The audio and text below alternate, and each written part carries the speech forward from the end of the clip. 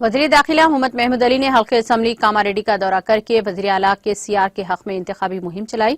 चुनांचे वज़ीर दाखिला मोहम्मद महमूद अली ने Telangana Urdu academy chairman MK Mujeebuddin के हमरा कामारेड्डी में वाक़े बदकमा कोंटा में मुतअद्दिद मुकामात पर मुनाक़दा मुस्लिम अक़लियतों के इजलास में शिरकत की। इजलास में BRS youth leader Mohammed Furqan Ahmed के अलावा दीगर मुकामी BRS कायदीन, मुस्लिम सरकर्दा कायदीन और कारकुनों की कसी तादाद ने शिरकत की। इस दौरान कामारेड्डी हल्के से ताल्लुक रखने वाले BJP के लीडरों ने वज़ीर दाखिला मोहम्मद महमूद अली की मौजूदगी में BRS पार्टी में शमूलियत अख्तियार कर ली, जिन्हें वज़ीर दाखिला मोहम्मद महमूद अली ने गुलाबी खड़मा पहनाकर पार्टी में खैर मकदम किया। इस मौके पर मुनाक़दा मुस्लिम अक़लियतों के इजलासों से खिताब करते हुए वज़ीर दाखिला मोहम्मद महमूद अली ने कहा कि अवाम बिलखुसूस रियासत के मुस्लिम अक़लियतों की तरक्की और फलाह बहबूद BRS के इख्तिदार में ही मुमकिन है। उन्होंने कहा कि वज़ीर आला के CR की ज़ेर क़ियादत BRS हुकूमत ने रियासत के मुस्लिम अक़लियतों की तालीमी और माशी तरक्की के लिए जो इक़दाम किए हैं, जिसकी मुल्क की किसी भी रियासतों में नज़ीर नहीं मिलती। वज़ीर दाखिला मोहम्मद महमूद अली ने तमाम राय दहिंदों खास तौर पर मुस्लिम अक़लियतों से अपील की है कि वो 30 नवंबर को मुनाक़दा असम्बली इंतखाबात में कार के निशान को वोट देकर BRS के उम्मीदवार को भारी अक्सरियत से कामयाब बनाएं, ताकि रियासत को मजीद तरक्की की सिमत गामजन किया जा सके।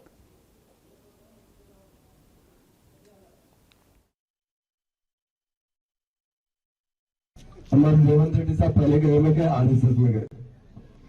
RSS में 4-5 साल रहने के बाद हमारे पास TRS में आए थे 4 में वो आके हमारे साथ 1-2 साल रहे। उसके बाद तेलुगु देशम में गए। तेलुगु देशम का एक पॉइंट आप याद रखो, जब इलेक्शन होता तो बीजेपी से अलायंस होता।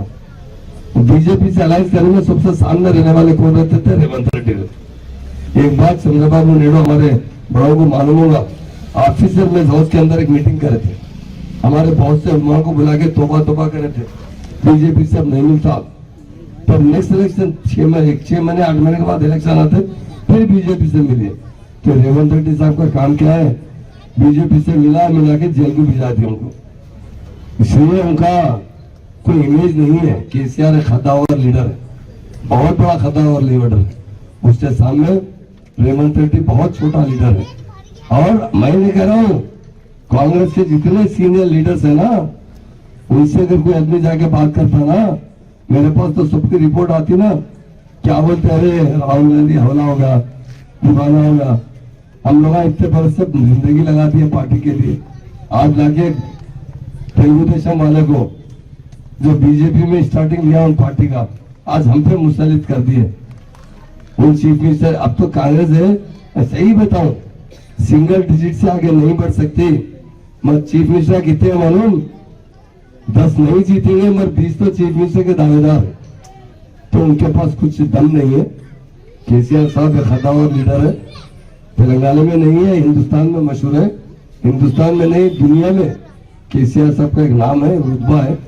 ऐसे बड़े लीडर आपके पास कांटेस्ट कर रहे हैं, तो ऐसे कांग्रेस के जो कांग्रेस का बेस भी नहीं है, वो तेलुगु देशम का बेस था, RSS का बेस था।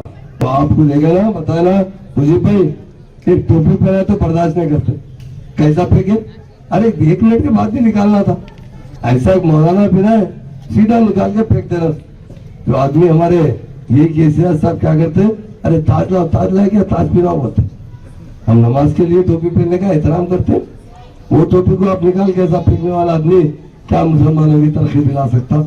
आप गौर से सोच दीजिए। इसलिए आपका भाई हूँ, आपका खादिम हूँ, आपके खदमों के पास रहने वाला हूँ। आपसे गुजारिश करने के लिए आया हूँ कि आपका वोट एक भी वेस्ट नहीं होना चाहिए। 100% मुस्लिम वोट, हिंदू वोट भी KCR साहब का अपना पड़ना चाहिए। और जो लोग उनके सामने मुकाबले में ठहरे, किसी की जमानत बचना नहीं चाहिए।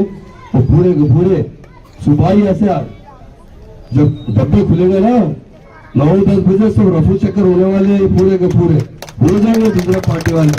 आपके बच्चे कार में बैठेंगे, ये आप हाथ को देंगे ना, आपको हाथ देते रहा, हाथ देंगे। खुला बता दे रहा हूं, CM साहब की जो कार है ना, अभी आने वाले टाइम पे बगैर पेट्रोल के करंट से चलेगी आपको, और घर में कार आ जाएगी।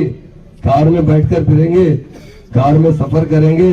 अभी तो आपके पास तो एयरपोर्ट भी बनने वाले, करीब हेलीपैड बन रहे हैं। मुझसे एक आदमी ने पूछा, अरे क्या भाई? जहां बोले CM साहब हेलीपैड बना रहे। अरे 10 साल ठहरो, तेलंगाना के अंदर 1000 लोगों के पास जाती हेलीपैड हो जाएंगे, हेलीकॉप्टर हो जाएंगे, खाली हेलीपैड का किराया देंगे, उतर जाएंगे। देखिए अभी जितने हेलीपैड बन रहे हैं, हमारा कमांड एंड कंट्रोल के ऊपर भी हेलीपैड है। अब हर कलेक्टर ऑफिस में हर जगह बनते जा रहे हैं। लोग जो इतने मालदार खुशहाल बनेंगे, यहाँ पर तेलंगाना में 1000 आदमी तो भी हेलीकॉप्टर इस्तेमाल करने के काबिल हो जाएंगे। जहां जहां जरूरत पड़ेगी उनसे किराया लेके हेलीपैड इस्तेमाल करने का मौका दिया जाएगा। इतनी तेजी से तेलंगाना तरक्की करेगा। यही एक बार गुजारिश करता हूँ, इस मरतबा काम के निशान बोर्ड